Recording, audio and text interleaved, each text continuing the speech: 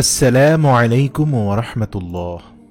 কুরআন বলছে মানুষের চোখের দিকে তাকিয়ে আপনি বলে দিতে পারবেন এই ব্যক্তি এখন যে কথাটি বলছে তা কি মিথ্যা বলছে নাকি সত্য বলছে। অর্থাৎ আপনি একজন ব্যক্তির চোখ দেখেই বুঝতে পারবেন যে সে কি মিথ্যা বলছে নাকি সত্য বলছে। আর এই কথাই আল্লাহ তাআলা পবিত্র কোরআনে বলেছেন সূরা আল গাফিরের ১৯ নম্বর আয়াতে। বর্তমান বিজ্ঞান ২০২৪ সালে গবেষণা করে যখন সূরা গাফিরের ১৯ নম্বর আয়াতের ১০০% সত্যতা খুঁজে পেয়েছে, তখন ওই গবেষণা দলের প্রত্যেক বিজ্ঞানী আশ্চর্য হয়ে গিয়েছেন। শুধু তাই নয়, প্রিয় দর্শক, যখন আপনি কোরআন শুনেন মনোযোগ দিয়ে, তখন আপনার ব্রেনের ভেতরে এক আশ্চর্য নিউরোকেমিক্যাল রিলিজ হয়, যেটা বিজ্ঞান আগে জানত না। ২০২৪ সালে এসে কোরআনের এই গবেষণাগুলো বিজ্ঞানীদেরকে আশ্চর্য করে দিয়েছে।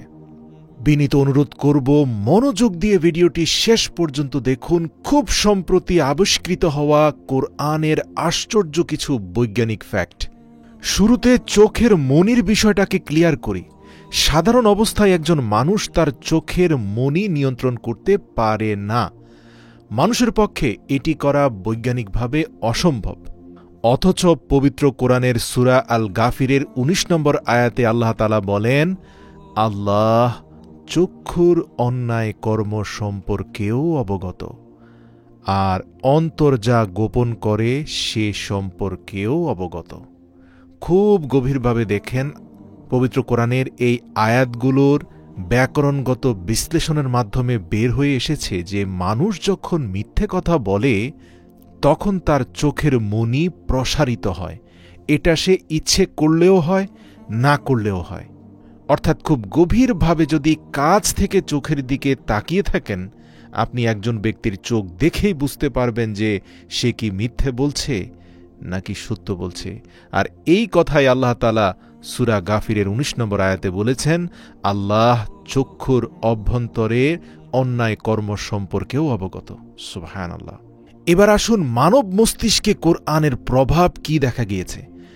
সাম্প্রতিক এক গবেষণায় দেখা গেছে যে কোরআন তেলাওয়াত করা এবং শোনা মানুষের মস্তিষ্কে এক আশ্চর্য পরিবর্তনের সৃষ্টি করে, কারণ এটি মস্তিষ্কে ডোপামিন নিঃসরণ করে। আর এই ডোপামিন নামক কেমিক্যাল হচ্ছে মস্তিষ্কের খোরাক। এটি শুধুমাত্র মুসলিমদের ক্ষেত্রেই হয় তা নয়। এক গবেষণায় উঠে আসে জাপানের বেশ কিছু লোকালয়ের মানুষদেরকে কোরআনের অডিও শোনানো হয়।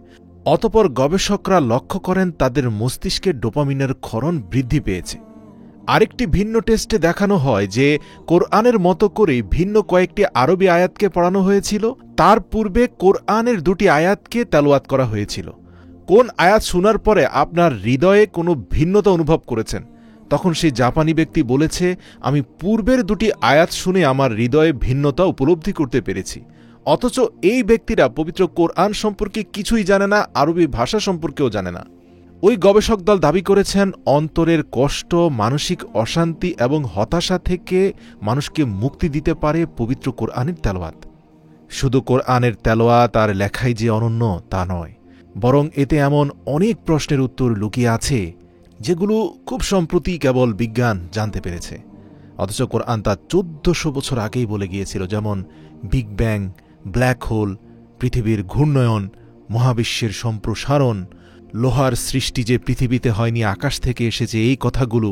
এছাড়াও মানুষের ইউনিক ফিঙ্গারপ্রিন্ট বা প্রত্যেকের আঙ্গুলের ছাপ যে ভিন্ন ভিন্ন, সেই বিষয়ে কথা। এছাড়াও নিউরোপ্লাস্টিসিটি এবং মানব সৃষ্টি, এই সব কিছুই কোরআনে বিশদভাবে নির্ভুলভাবে ১৪০০ বছর আগে বলা হয়েছে, যা আজ বিজ্ঞানের বুঝতে এত বছর লেগেছে। কোরআনের অলৌকিকতা এমন যে ১৪০০ বছর পরেও কারও পক্ষে কোরআনকে চ্যালেঞ্জ জানানো সম্ভব নয়। এই যেন সদর্পে পৃথিবীর বুকে দাঁড়িয়ে থাকা এক মহাগ্রন্থ, যার প্রাচীর এতই মজবুত যে এর সামনে কোনো বাতিল শক্তি টিকে থাকতে পারে না, বাতিল মতাদর্শ টিকতে পারে না। আমরা জানি যে আমাদের সৌরজগতে মোট ৮টি গ্রহ রয়েছে, কিন্তু মজার বিষয় কি জানেন যে সম্প্রতি ইন্টারন্যাশনাল অ্যাস্ট্রোনমিক্যাল ইউনিয়ন আরও ৩টি বামন গ্রহকে আমাদের সৌরজগতের অংশ হিসাবে ঘোষণা করেছে, যার ফলে বর্তমানে আমাদের সৌরজগতের মোট গ্রহের সংখ্যা দাঁড়িয়েছে 11টি। এবং মজার বিষয় হল, কোরআন এই বিষয়ে স্পষ্ট নির্দেশনা দিয়েছে অনেক আগেই। কোরআনের সূরা ইউসুফের 4 নম্বর আয়াতে হজরত ইউসুফ আলাইহিসসালাম তার পিতাকে বলেছেন যে তিনি স্বপ্নে 11টি গ্রহ দেখেছেন। আল্লাহ আকবার! অথচ ছোটবেলা থেকে আমরা 8টি গ্রহের কথা শুনে এসেছি, কিন্তু কোরআন 11টি গ্রহের কথা বলেছে। সেটা সূরা ইউসুফে ইউসুফ আলাইহিসসালাম স্বপ্নযুগে দেখেছিলেন, যেটা খুব সম্প্রতি নতুন আবিষ্কৃত 3টি গ্রহ যুক্ত হওয়ার পরে কোরআনের সাথে গিয়ে মিলেছে। শুধু তাই নয়, আমরা সবাই ভালো করেই জানি যে আমরা আমাদের মস্তিষ্ক দিয়ে চিন্তা করি, কিন্তু কোরআন বলে যে মানুষের হৃদয়ও চিন্তা করে। কি অবাক হচ্ছেন? হার্ট যেটা রক্ত পাম্প করে, সেটা আবার কি করে চিন্তা করবে? হ্যাঁ প্রিয় দর্শক, আপনি ঠিকই শুনেছেন। এই হৃৎপিণ্ড, যা আমরা জানি যে এটি কেবল আমাদের শরীরে রক্ত পাম্প করে থাকে, অথচ কোরআন বলছে যে আমাদের হৃদয়ও চিন্তা করে। এতদিন পর্যন্ত সবাই ভেবেছিল যে এটা অসম্ভব, কিন্তু সম্প্রতি বিজ্ঞানীরা একটি নতুন আবিষ্কার করেছে, যাতে দেখা গেছে যে মানুষের হৃৎপিণ্ডে 40,000 বিশেষ ধরনের কোষ রয়েছে, যাকে সেন্সরি নিউরাইটস বলা হয়। এই কোষগুলো স্বাধীনভাবে চিন্তা করতে এবং অনুভব করতে সক্ষম। এছাড়াও বিজ্ঞান বিশ্বাস করে যে পৃথিবীতে আমরা যে পানি দেখতে পাই, এই পানির উৎপত্তি আমাদের এই পৃথিবীতে নয়, এই পৃথিবীতে উল্কার মাধ্যমে পানি এসেছে। এবং কোরআন এ কথা 1400 বছর আগেই বলেছিল। এই সম্পর্কে পবিত্র কোরআনের সূরা আল মুমিনুনের 18 নম্বর আয়াতে আল্লাহ সুবহানাহু ওয়া তাআলা বলেন, আর আমি আকাশ থেকে পরিমিতভাবে পানি বর্ষণ করেছি, অতঃপর আমি তা জমিনে সংরক্ষণ করেছি, আর অবশ্যই আমি তা অপসারণ করতেও সক্ষম। সুবহানাল্লাহ! আর শুধু তাই নয়, কোরআন এও বলে যে আল্লাহ তাআলা প্রত্যেক জীবকে পানি থেকে সৃষ্টি করেছেন। এই সম্পর্কে পবিত্র কোরআনের সূরা আল আম্বিয়ার 30 নম্বর আয়াতে আল্লাহ সুবহানাহু ওয়া তাআলা বলেন, অবিশ্বাসীরা কি দেখে না যে আসমানসমূহ ও জমিন একসঙ্গে সংযুক্ত ছিল, অতঃপর আমি উভয়কে আলাদা করে দিলাম, আর প্রাণসম্পন্ন সব কিছু সৃষ্টি করলাম পানি থেকে, তবুও কি তারা ঈমান আনবে না? এখন বিজ্ঞান জানতে পেরেছে যে প্রাণীকোষের যে সাইটোপ্লাজম রয়েছে তার 80% পানি দিয়ে তৈরি। এছাড়াও এই আয়াতের প্রথম অংশে সংক্ষেপে বিগ ব্যাং এর মাধ্যমে এই মহাবিশ্ব সৃষ্টির কথাও বলা হয়েছে। প্রিয় দর্শক, কোরআনের এই মোজেজাটি খুবই আকর্ষণীয়। 1967 সালের 28শে নভেম্বর বিজ্ঞানীরা পালসার তারকার শব্দ আবিষ্কার করেন এবং রেকর্ড করতে সক্ষম হন। আসুন আপনাদেরকে সেই রেকর্ড করা আওয়াজের কিছু অংশ শোনাই।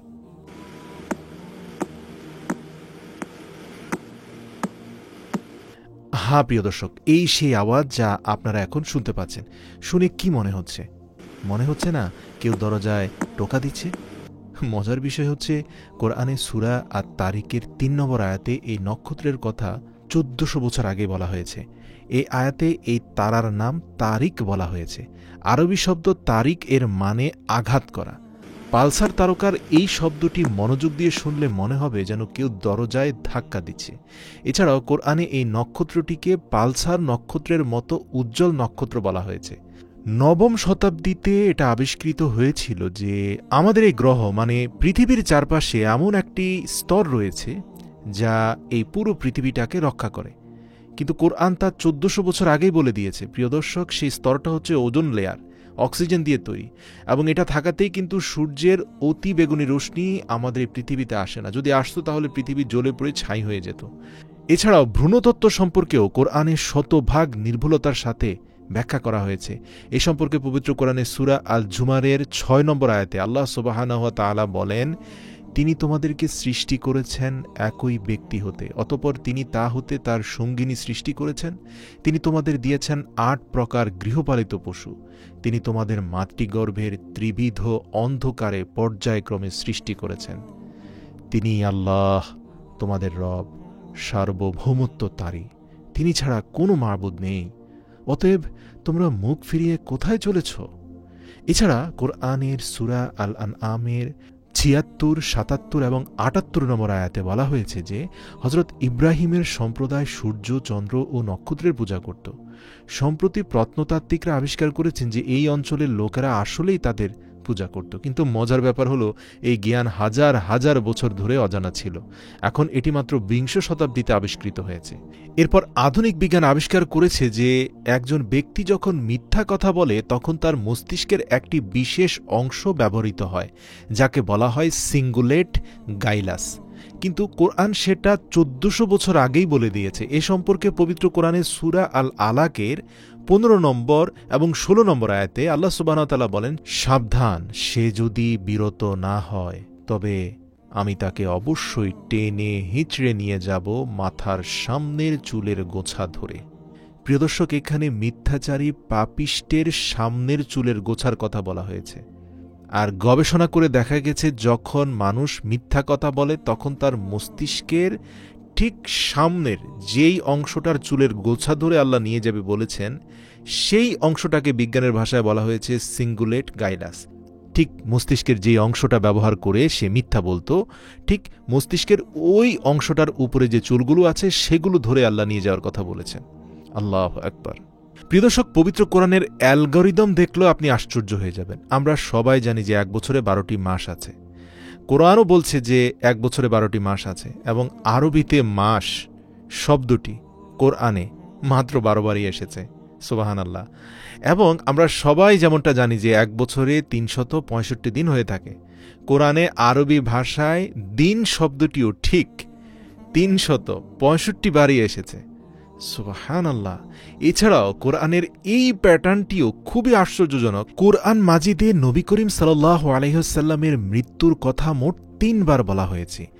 যেই সূরাগুলোতে নবী করিম সাল্লাল্লাহু আলাইহি ওয়াসাল্লামের ইন্তেকালের কথা বলা আছে সেসব সূরার নাম্বার একত্রে যোগ করলে মোট যোগফল দাঁড়াবে ৬৩, যা ছিল আল্লাহ রাসূল সাল্লাল্লাহু আলাইহি ওয়াসাল্লামের বয়স, মানে তিনি ৬৩ বছর হায়াত পেয়েছেন।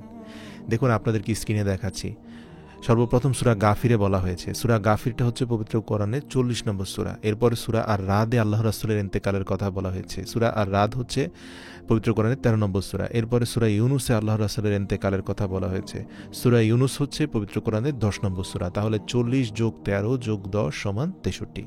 এটাই আল্লাহ রাসূলের হায়াত। এছাড়াও যেসব সূরাতে নবী করিম সাল্লাল্লাহু আলাইহি ওয়াসাল্লামের মৃত্যুর কথা বলা হয়েছে তার পেছনে আরও গভীর রহস্য লুকিয়ে আছে। যেমন সূরা গাফির, আমরা তো জানি এটা ৪০ নম্বর সূরা, আর নবী করিম সাল্লাল্লাহু আলাইহি ওয়াসাল্লামও ৪০ বছর বয়সেই নবুয়ত লাভ করেন। একইভাবে সূরা আর রাদ পবিত্র কোরআনের ১৩ নম্বর সূরা। আবার নবী করিম সাল্লাল্লাহু আলাইহি ওয়াসাল্লামও কিন্তু নবুয়তের পরে ১৩ বছর মক্কায় ছিলেন। একইভাবে সূরা ইউনুস, যেটা পবিত্র কোরআনের ১০ নম্বর সূরা, সেখানেও আল্লাহ রাসূলের ইন্তেকালের কথা বলা হয়েছে।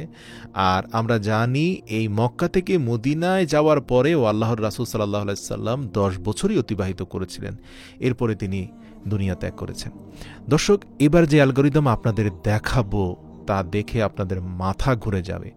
পবিত্র কোরআনের সূরা আল আম্বিয়া এর ৩৩ নং আয়াতে আল্লাহ তাআলা বলেছেন, আর তিনি রাত ও দিন এবং সূর্য ও চাঁদ সৃষ্টি করেছেন, সবাই নিজ নিজ কক্ষপথে বিচরণ করে। এখানে এই বাক্যটিতে আল্লাহ বলেছেন কুল্লু ফি ফালাকি। এখন যদি আমরা এই বাক্যটির সমস্ত অক্ষর আলাদা করি এবং তাদের মধ্যে একই অক্ষরগুলিকে মিশ্রিত করে, মানে যে অক্ষরগুলো রিপিট হয়েছে প্রত্যেকটা রিপিট অক্ষরগুলোকে মিক্স করে ফেলি, তবে আপনি দেখতে পাবেন যে এই অক্ষরগুলি আমাদের সৌরজগতের গ্রহগুলোর মতো একে অপরকে প্রদক্ষিণ করছে। সুবহানাল্লাহ। সবচেয়ে মজার বিষয় হচ্ছে পবিত্র কোরআনের এই আয়াতটার অর্থ কিন্তু এটাই। এই আয়াতটার অর্থ হচ্ছে সবাই নিজ নিজ কক্ষপথে বিচরণ করছে। কুল্লু ফি ফালাকি। বিশ্বাস না হলে মিলিয়ে দেখুন। আবার আপনি যদি এই আয়াতটিকে উল্টো দিক থেকে পড়েন, মানে কুল্লু ফি ফালাকি, এখন ফালাকি থেকে যদি আবার উল্টোভাবে পড়েন তাহলে এই বাক্যটা একই হবে, মানে কুল্লু ফি ফালাকি হবে। এর মানে সৌরজগৎটা শূন্যের উপরে যে কোনো দিক থেকে সবাই নিজ নিজ কক্ষপথে বিচরণ করছে। সুবহানাল্লাহ। বিজ্ঞান বলছে যে আমাদের পৃথিবী নামক গ্রহ এবং সিরিয়াস নক্ষত্রের মধ্যকার দূরত্ব হল ৮৬১ আলোকবর্ষ। কোরআনের সূরা আন নাজমের প্রথম আয়াতে এই তারাটির কথা উল্লেখ রয়েছে, যেটা বর্তমান বিজ্ঞানের ভাষায় সিরিয়াস তারা। সেখানে আল্লাহ বলছেন, শপথ নক্ষত্রের যখন তা অস্ত যায়। এবং এই একই সূরার ৩১ নম্বর আয়াতে পৃথিবীর কথা উল্লেখ করা হয়েছে। সেখানে বলা হয়েছে, আর আসমান সমূহে যা রয়েছে এবং জমিনে যা রয়েছে তা আল্লাহরই, যাতে তিনি তাদের কাজের প্রতিফল দিতে পারেন যারা মন্দ কাজ করে, এবং তাদেরকেও তিনি প্রতিফল দিতে পারেন যারা সৎকর্মপরায়ণ। এই সূরার প্রথম আয়াতে তারকা এবং ৩২ নম্বর আয়াতে পৃথিবীর কথা উল্লেখ করা হয়েছে। তারকা এবং পৃথিবী এই দুটি শব্দের মাঝে মোট হরফ বা অক্ষর রয়েছে ৮৬১টি, আর পৃথিবী এবং সিরিয়াস নক্ষত্রের মধ্যকার দূরত্ব বর্তমান বিজ্ঞান গবেষণা করে দেখেছে ৮৬১ আলোকবর্ষ। ঠিক ওই তারকার কথাই কিন্তু পবিত্র কোরআনে বলা হয়েছে। পবিত্র কোরআনে সূরা কাহাফের ৯৬ নম্বর আয়াতে লোহার কথা বলা হয়েছে। প্রিয় দর্শক, এখানে মূলত বাদশাহ জুলকারনাইনের কথা বলা হয়েছে, যিনি ইয়াজুজ মাজুজকে মাটির নিচে বন্দী করে উপরে একটা শক্তপোক্ত প্রাচীর নির্মাণ করে দেন, যাতে এরা বের হয়ে মানুষের ক্ষতি না করতে পারে। তো এখানে জুলকারনাইনের কথাগুলোই আল্লাহ তাআলা পবিত্র কোরআনের আয়াত হিসাবে মানুষকে বলেছেন। সেখানে আল্লাহ তাআলা বলছেন, তোমরা আমাকে লোহার পাত এনে দাও। অবশেষে যখন সে দুই পাহাড়ের মধ্যবর্তী জায়গা সমান করে দিল, তখন সে বলল, তোমরা ফুঁক দিতে থাকো। অতঃপর যখন সে তা আগুনে পরিণত করল, মানে এই লোহাগুলোকে গলিয়ে ফেলল, তখন বলল, তোমরা আমাকে কিছু তামা দাও, আমি তা এর উপর ঢেলে দেই। দেখা যায় কোরআনের শুরু থেকে নিয়ে সূরা কাহাফের ৯৬ নম্বর আয়াতে লৌহ শব্দ পর্যন্ত মোট ৫,১০০টি শব্দ রয়েছে, এবং এখানেই বিষয়টি অত্যন্ত আকর্ষণীয় হয়ে দেখা যায় যে বিজ্ঞানীরা সাম্প্রতিক গবেষণা করে দেখেছেন যে মাটির ৫,১০০ কিলোমিটার নিচের খনিতে লোহা পাওয়া যায়। সুবহানাল্লাহ, কি অদ্ভুত, তাই না? দর্শক, আপনারা দেখতে পাচ্ছেন যে কোরআনে অ্যালগোরিদম কতটা আশ্চর্যজনক এবং কত নিখুঁত, এবং এগুলো ছিল সামান্য কিছু উদাহরণ মাত্র। আমরা কোরআনে এরকম আরও অনেক আশ্চর্যজনক নিদর্শন খুঁজে পেয়েছি, যেগুলো এক বাক্যে বলছে কোরআন সত্যি এই পৃথিবীর সবচেয়ে অনন্য গ্রন্থ, এবং এটা কখনোই মানব দ্বারা রচিত হওয়া সম্ভব নয়। কিন্তু দুঃখের বিষয়ে এই কিতাবটি মাসের পর মাস ধরে আমাদের সবার ঘরে ঘরে অবহেলায় পড়ে থাকে। দেখলে দুটো চুমু দিয়ে রেখে দেই, কিন্তু এটি শুধুমাত্র চুমু দিয়ে ফেলে রাখার জন্য পাঠানো হয়নি, এটা হৃদয়ে ধারণ করার জন্য, তেলাওয়াত করার জন্য পাঠানো হয়েছে। যারা কোরআন পড়ে তারাও সাধারণত আরবি ভাষায় পড়ে, যা তারা বুঝে না, শুধু তোতা পাখির মতো পড়ে যায়। তাই আমাদের মাথায় রাখতে হবে, বাঙালি আমরা যারা আছি, কোরআন তো আরবি ভাষায় পড়বই, তার পাশাপাশি বাংলা অনুবাদকে হৃদয় দিয়ে বোঝার চেষ্টা করব, এমনকি অনুবাদগুলো প্রয়োজনে মুখস্থ করে ফেলব। তাহলেই আপনি কোরআনের এত বৈজ্ঞানিক তথ্যগুলো হৃদয়ে উপলব্ধি করতে পারবেন। আপনার অন্তরাত্মা পরিশুদ্ধ হবে, অন্তরের সব কষ্ট ধুয়ে মুছে সাফ হয়ে যাবে। পৃথিবীতে কোনো ধরনের মানসিক অশান্তি, পেরেশানি, মানসিক কষ্ট, চিন্তা কোনো কিছু আপনাকে আর আক্রমণ করতে পারবে না। সবচেয়ে বড় যে শান্তি পাবেন সেটা হচ্ছে মৃত্যুর ভয় চলে যাবে।